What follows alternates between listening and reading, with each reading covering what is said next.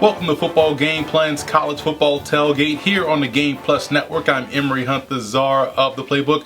Week 11 in college football, and we already have the college football power rankings coming out from the College Football Playoff Committee, and there's a shakeup in the top 5. So we'll start with that as we go into our 4-minute offense. The college football playoffs initial rankings were unveiled this week, and to some, they were a big surprise, but I felt as though they made a ton of sense, especially for initial rankings coming from that committee. As we look at the top 6, it's hard to argue with the seeding, plus looking at Clemson and Georgia being out of the top 4, to me, also makes a lot of sense. The Tigers, though they haven't lost a game this season, just doesn't look like the same championship caliber team we saw from them last season, so it's understandable why they're ranked 5th. Georgia, obviously understandable as they have a loss, and they already lost a mediocre South Carolina team, but the committee still showed them some respect by having them ranked in the top 6, so there's still an opportunity for them to get themselves in the Final Four before it's all said and done. All they have to do is win the SEC East and then beat Alabama or LSU in the SEC title game, and they'll punch their ticket to the college football playoffs. Now, what these rankings have done is also set up a major matchup this week between LSU and Alabama. And when you talk about LSU in this ball game, over the last 8 years, it's been about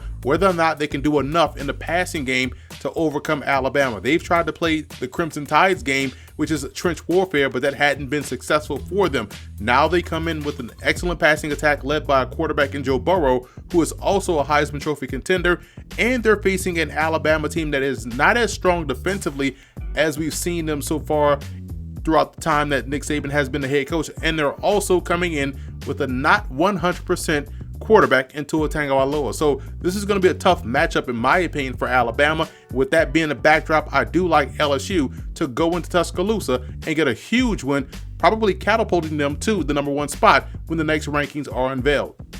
Let's continue to preview some games that still have some college football playoff implications, starting with Penn State traveling to Minnesota to take on the Golden Gophers, who both sit at 8-0 on the season. Now, Penn State is ranked 4th in the college football playoff, but Minnesota is ranked 17th. Now, they feel as though they're a little bit too low than what their record indicates, so here's a great opportunity for them to move up. What has to happen in this game if you're Penn State?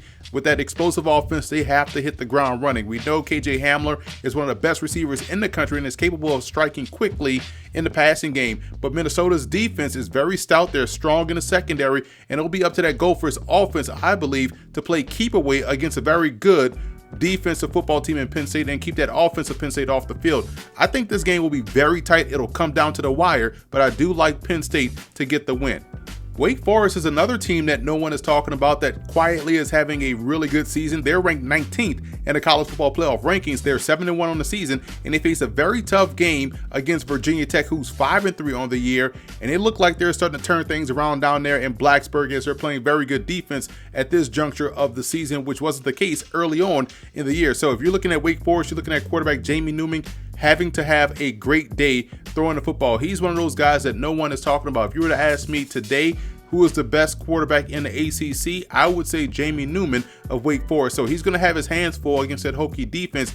What we will see from the Hokies offense is the biggest question. It's also the biggest concern in this ballgame for me, which is why I like Wake Forest to get the win. Now we move on to the Big 12, where the 9th ranked Oklahoma Sooners taking on an Iowa State club that's coming in ready to get an upset victory, just like they saw Kansas State do a few weeks ago. Now, they are a team that's very solid. Brock Purdy is a really good quarterback, so this football team will be a tough matchup for Oklahoma. If you're the Sooners, having had that slice of humble pie a couple of weeks ago against Kansas State, you now have to come in with the same level of focus as if this game was a playoff game or a game earlier in the season against a non-conference opponent. Oklahoma has the best quarterback in the country in Jalen Hurts. I think they'll take care of business and knock out the Cyclones. And finally, before we head to a quick break, you look at Boise State playing host to the Wyoming Cowboys. I think Wyoming quietly has been underrated this year. I think defensively, they've been stout within their front seven. They also can run the football. So they play a ball control type of a game that can give a team like Boise State problems. Now, we saw Boise State go down to Tallahassee and knock off Florida State. We've seen them play a very good game against a tough Marshall opponent and get the win. So they're battle tested. They also are ranked 22nd in the college football playoff rankings and need to get into that New Year's Six conversation. So they have to get within the top 15. So not only do they have to win, but they have to win impressively. And I think that desperation puts this game squarely on the shoulders of Boise State coming out and hitting the ground running. I think they'll accomplish that and get the much-needed win, impressive win against Wyoming. We'll take a quick commercial break and be back with more College Football Tailgate here on the Game Plus Network. Football Game Plan is brought to you in part by Ninth and Lux. Visit the website ninethandlux.com and check out the clothing gallery. Do You Music with featured artist IW in his latest album, Season 2. You can check that out on iTunes as well as doyoumusic.com. Nesby Phipps, art, life, entertainment. NesbyPhipps.com. Grind It Out Fitness. Visit the website grinditoutfitness.com and download the app. I love football. I cannot get enough of football. I watch it on every level. The emotional release. Whether it's an exciting play that gets you all jacked up and juiced, or whether it's the fact that you're able to pour everything you have. Whatever frustration you had that week, you can put into that first kickoff coverage, that first block that you have, whatever it might be. And I couldn't think of anything better to do to fill that void that you have as a football player than to get into coaching.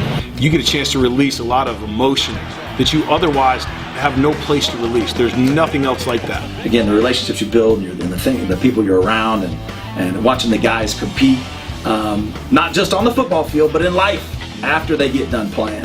It's just an amazing game.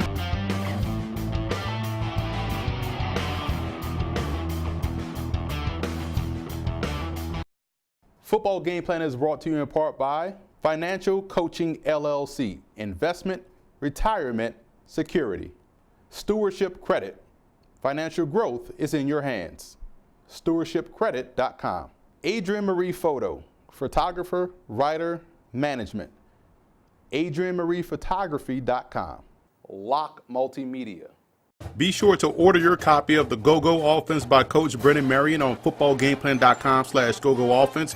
Coach Marion goes through the ins and outs of his explosive offense, one that's tearing up the college football field and putting a lot of points on the scoreboard. Again, you can order your copy at footballgameplan.com/GoGo Offense.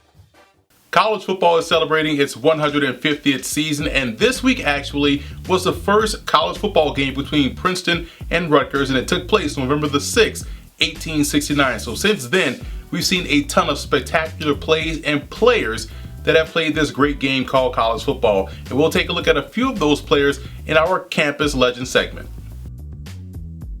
I think when you talk about campus legend and greatest college football running back of all time, the first name that pops up into your head should be Herschel Walker. I know there were many great backs in college football, but Herschel Walker to me was the greatest of them all. You talk about a guy that led his Georgia Bulldog team to a national championship as a freshman, rushing for over 1,600 yards and 15 rushing touchdowns. Now, he backed that up with the 1981 performance of 1,891 yards, 18 touchdowns and 2 touchdowns receiving, and finally broke through to get the Heisman Trophy his junior season in 1982, rushing for over 1,700 yards and 16 touchdowns. Had he stayed for his senior season, he would have shattered the NCAA rushing record. Remember, he left it after his junior season and went off to the USFL, but in the SEC, at the same time where you're talking about players around the country like Marcus Allen, Bo Jackson played in the SEC at Auburn, Herschel Walker was the box office attraction, the best player